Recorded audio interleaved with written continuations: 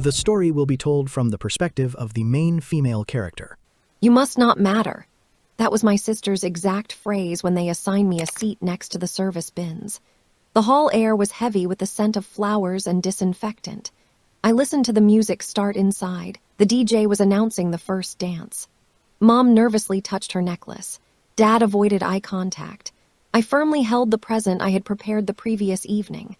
I smoothed down my dark red gown. I made a choice. No shouting, no crying. I just got up and stepped outside into the New Hampshire cold. 5 minutes later, the lights inside went dim. A piercing scream ripped through the silence. This is the story of what happened next. The morning weather in New Hampshire was cutting and clean, carrying the scent of rich estates and pine trees. My sister, Chloe, selected the lakeside resort specifically because it felt exclusive and elegant.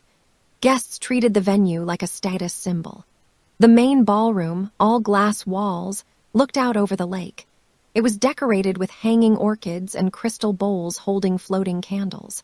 The chandeliers made everything inside sparkle, except for my assigned spot, which was next to the refuse area.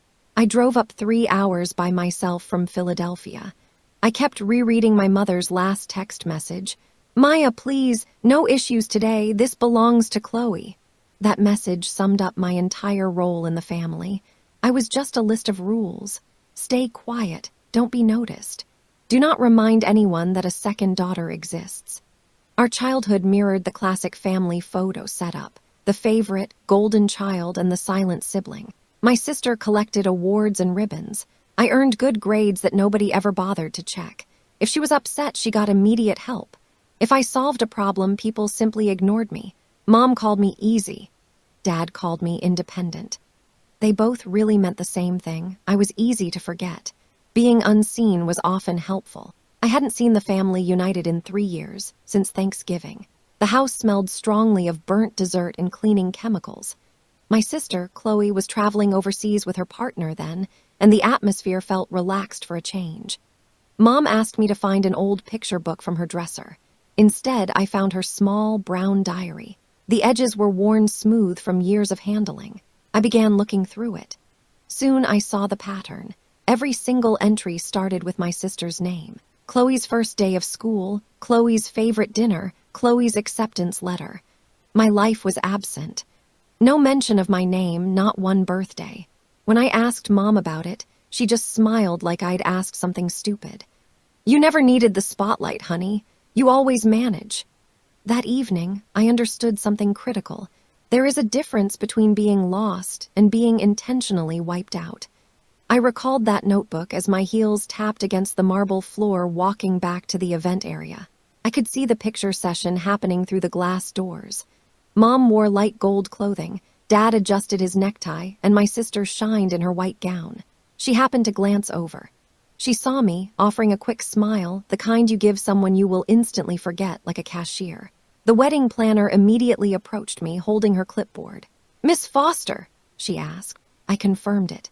Her professional smile vanished when she checked the seating list and found my name. "Your assigned seat is in the service hallway." I waited for her to laugh and correct the error. She did not. A chair in the hall, right by the service trash. I watched as she pointed me toward a small, temporary table next to the staff entrance. From that spot, I had a perfect view of the reception, the lights, the happy faces. However, a barrier separated us physically and emotionally. I placed the small, silver-wrapped package I'd carefully chosen on the table. I watched through the window. Inside, my sister was posing, raising a toast. Mom was fixing the veil. I sat in the chilly air outside, repeating my old mantra. "It's okay. You don't need their approval." But a heavy fact settled in my chest. Even if I was self-sufficient, they had no justification for acting like I wasn't real. I attempted to blend in, as was my habit, but the service area was busy. Employees repeatedly came through the door, pushing carts of used ice and quietly joking. Each time the door opened, I saw quick snapshots. The sparkling chandeliers, flowing dresses, and my mother's hand placed on my sister's shoulder, a clear sign of pride. Then the atmosphere changed. I looked up. My sister was heading right toward me. She held her flowers and her veil trailed out behind her like white mist. She paused just before the door. I saw her reflection, two distinct images, the celebrated bride inside and the cold bully outside. "Well," she began, tilting her head slightly. "Seems like everyone knows your place now." I stared at her. "What exactly are you trying to say?" She gave me the narrow smile she'd used since we were kids, the one right before she took center stage. "I guess they decided you don't count." The phrase was quiet, but its meaning was harsh. You don't count. She made it sound like I was just a numerical error. For a few moments, I didn't respond. My mouth felt completely dry, the way it does when you force down too much resentment. The photographer called to my sister from inside. "Bride, we need you back." She didn't move. She wanted me to react, to cry or beg, proving her point about me being difficult. I refused to give her the satisfaction.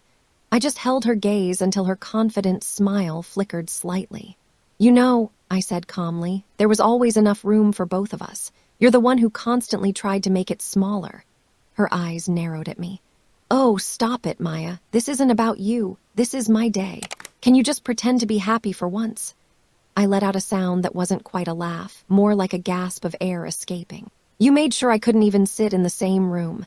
What exactly am I supposed to be celebrating?" For an instant, her pretense dropped. I thought I saw a quick flash of fear. But she quickly regained her composure, lifting her chin. "You always twist things around. Maybe Mom was right. You create problems wherever you go." Hearing my mother's name in that context hit me hard. I thought again of that worn brown diary, every page celebrating my sister's life and none of mine. "I'm not the problem," I told her. "You just don't like that I see the truth." She rolled her eyes in dismissal.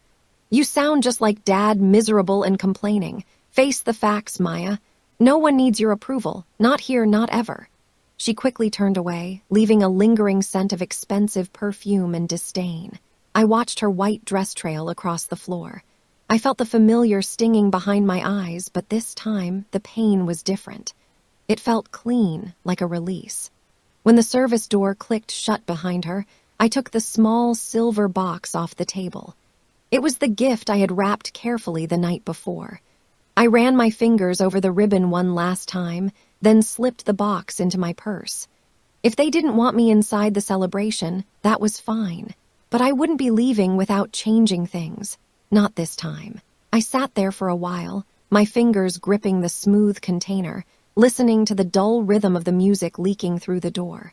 It was time for the couple's first dance, the picture-perfect moment. I pictured Mom tearing up, Dad doing his awkward clap, and my sister enjoying the attention, the scene I had always watched from the outside. But the edges of the picture had cut me one too many times. I stood up slowly. My reflection in the glass panel showed a composed figure, even somewhat elegant if you didn't look closely. The silver gift felt heavier than it should have inside my bag. I had wrapped it meticulously the night prior, securing the ribbon tightly. It wasn't just a present. It was evidence, a detail that could destroy the perfect image my sister had constructed from lies. 3 weeks ago, I had unexpectedly met one of her former colleagues in Philadelphia. A simple lunch turned into a shocking revelation. Chloe had spent months boasting about marrying Ethan and how simple it was to manipulate him. "He's kind," she had reportedly said, "but totally naive. A few fake tears and I get the house, the money, and his last name." She had laughed. My coffee had instantly gone cold. I hadn't planned to use this information until today. Before leaving the hallway, I walked to the main gift table near the ballroom entrance. The wedding coordinator was busy adjusting the centerpieces. I quickly slid the small silver package among the other boxes, placing it right on top of the pile labeled "To Chloe and Ethan." My handwriting was deliberate and clear. Inside the box, resting on top of a crystal picture frame, was a folded letter and a printed copy of the messages her coworker had shared, screenshots and transaction records. It wasn't a threat. It was simply the facts. I stepped back, quickly checked my appearance one last time and straightened my dress. My heart wasn't racing. It was steady and quiet, a calmness I barely recognized. Then I turned and headed toward the exit. The New Hampshire evening air felt sharp and cold. The lake was shimmering under the resort lights, a reflection I no longer needed to look at. I could faintly hear applause in the distance, the crowd cheering for a dance I truly didn't care about anymore. For the first time in years, I did not feel insignificant. I didn't feel unseen. I reached the parking area, the sound of the gravel crunching beneath my heels like a final statement. No dramatic farewell, no speech, just the soft sound of my car door closing. As I started the engine, I looked back at the brightly lit windows, seeing the distant figures moving behind the glass, and whispered to myself, "The truth will find its way." The New Hampshire air rushed around me as I stepped outside. The lake reflected the light, a perfect, calm sheet of water. I heard faint clapping behind me. The guests were cheering for the couple's dance, which I no longer felt obliged to witness. For the first time in many years, I didn't feel small or forgotten. I reached the parking area, the sound of my heels on the gravel acting as a strong final period. There was no large public scene, no announcement, only the quiet finality of my car door closing. As I pulled out, I glanced back at the glowing windows where figures moved. I whispered a final thought. Let the truth surface. Inside the ballroom, the merriment continued over the music. A saxophone played a gentle melody. Glasses clinked. The crowd gathered closer around my sister and Ethan on the dance floor. My sister, Chloe, was glowing in her heavy white gown, the perfect picture she had practiced for months.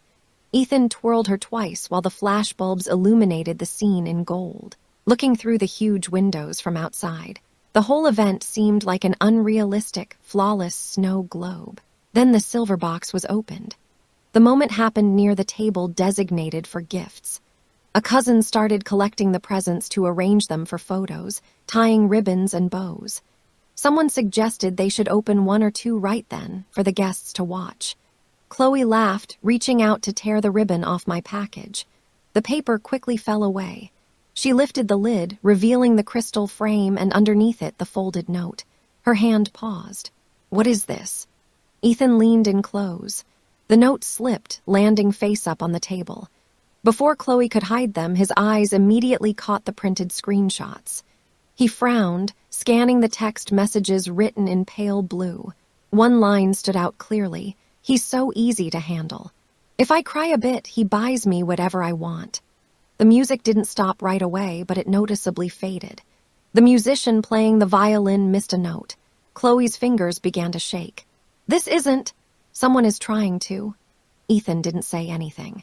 He kept reading through the papers, line after line. Each message was worse than the last. There were jokes about making sure he signed the marriage agreement quickly and moving his parents to the small guest house once they were settled. The arrogant smirk my sister had aimed at me hours earlier was now frozen on her face. Unnatural and wrong. Who sent this? She spat.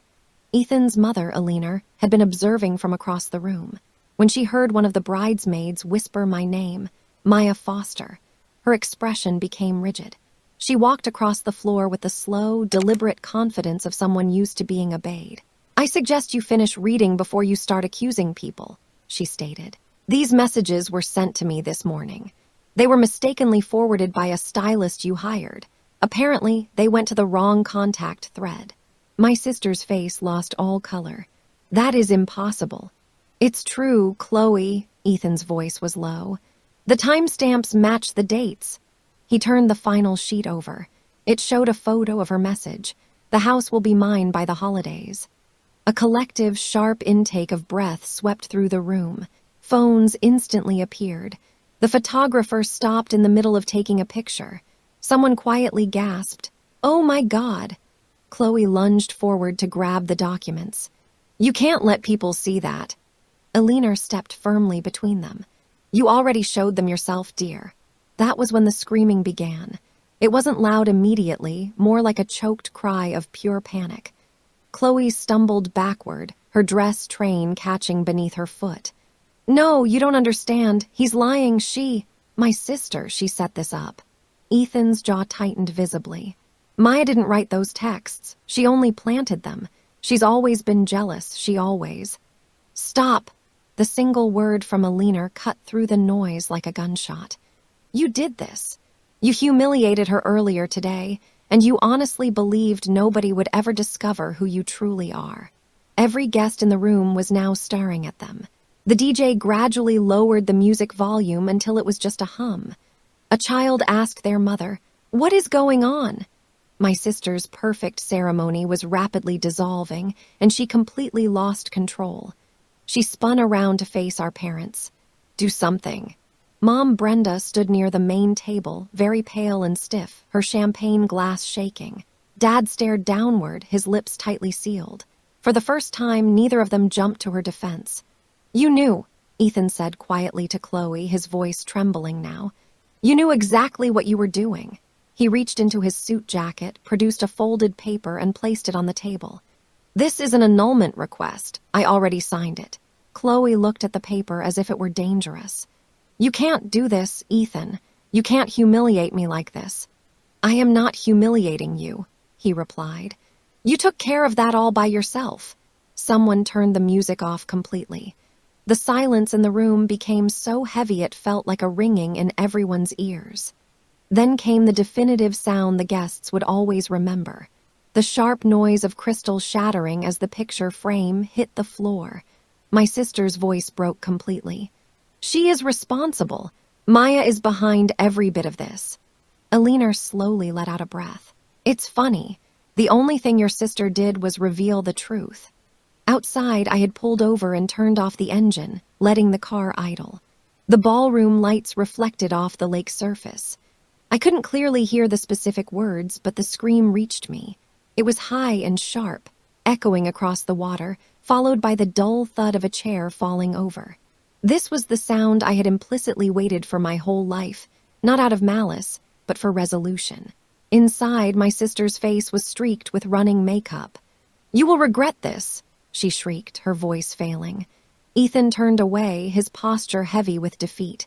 "No, Chloe, you will." He walked off the dance floor, followed by Alina, the crowd silently making a path for them. Mom reached out for my sister's arm. "Sweetheart, maybe we should step outside now." "Don't touch me," my sister screamed, violently pulling her arm free. "You all wanted this. You never cared about me enough." Her voice dissolved into painful sobs. Dad spoke for the first time that night, his voice quiet. "You owe your sister an apology." The words shocked everyone, including Mom. But my sister only laughed, a sound so thin and hollow it didn't reflect any amusement. "Apologize to her. She isn't even truly family." Dad slowly shook his head. "That's where you are wrong." He said nothing more, turning and moving toward the exit, his shoulders slumped as he followed the departing guests.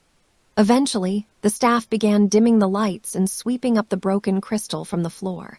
My sister was left sitting alone beneath the chandelier. Her wedding gown, which had looked magnificent, now appeared wrinkled and heavy. The bouquet lay forgotten next to her chair. The same hands that had just hours ago tried to push me away were now desperately clutching the air, searching for something to hold on to.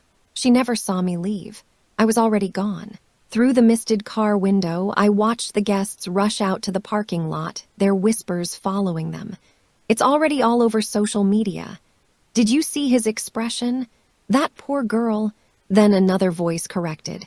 "No, the other one. The sister." I felt no sense of victory, only a profound quietness. I rested my hand on the steering wheel, thinking about the hallway. The mixed smell of flowers and cleaning product, the folding chair that creaked when I sat down. It began with a seat next to the trash cans.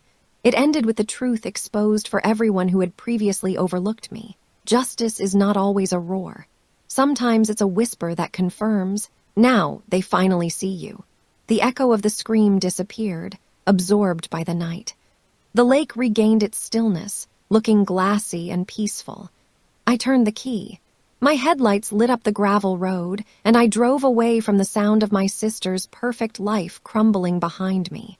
By the time I reached Philadelphia, the sky was starting to lighten. The highway signs were a blur.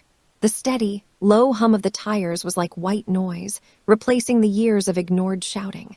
My cell phone vibrated constantly in the cup holder. 16 missed calls from Mom, 3 from Dad, and 1 from an unknown number. I didn't check any of them. This silence was far more valuable than any explanation. When I entered my apartment, it smelled faintly of coffee and recent rain. The city outside was waking up, headlights flashing across my window. I hung my wine-colored dress on the back of a chair and looked at it. The deep color was still flawless, completely untouched by the chaos of the night. It looked like a piece of armor I hadn't realized I was wearing. A new text message appeared. "Please answer, Maya. We didn't know. That was Mom." That was always her defense when things finally went wrong. We didn't know. But she had known the whole time.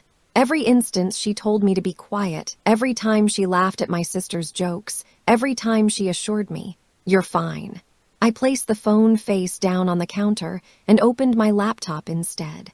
A map of Oregon appeared, dotted with small coastal communities. I chose a town I had never heard of and clicked the reservation button. A week by the ocean promised peace. Before leaving, I stepped onto my balcony. The city air felt clearer than it had in years. Across the river, the rising sun divided the skyline into shades of gold and shadow. They could keep their apologies, their excuses, and their manufactured versions of reality. I now possessed mine. For the first time, silence didn't signify being unseen. It signified freedom. At my sister's ceremony, I was sitting by the garbage. This morning, I am sitting by the river. Same silence, but the meaning is entirely new. Back then, it was humiliation. Now it is peace. Sometimes the most impactful revenge is not a loud noise. It is the sound of your own footsteps quietly leaving the room. They expected me to stay forever, waiting for their acceptance. But I don't wait anymore. I don't beg for a spot at someone else's table. I build my own. If you have ever been dismissed by the people who were supposed to cherish you, remember this. Walking away is not weakness. It is the beginning of independence. Tell me, have you ever needed to walk away from your own family?